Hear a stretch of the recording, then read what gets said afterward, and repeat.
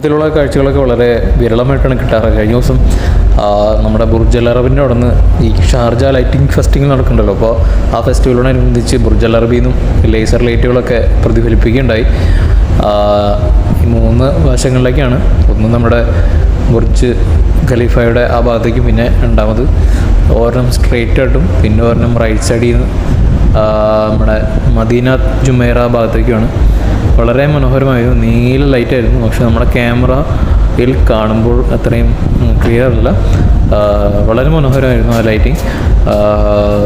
ആ സമയത്ത് ചെറുതായിട്ട് മഴമേഘങ്ങളും കാര്യങ്ങളൊക്കെ ഉണ്ടായിരുന്നെങ്കിൽ തന്നെയും അതിനെയൊക്കെ കീറി മുറിച്ചുകൊണ്ട് ലേസർ ലൈറ്റുകൾ മുൻപോട്ട് തന്നെ പോയി.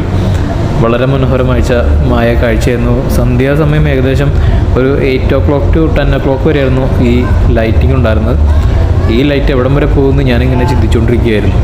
എന്തായാലും ഫ്ലൈറ്റിലൊക്കെ പോകുമ്പോൾ വേറൊരു അനുഭവമായിരിക്കും.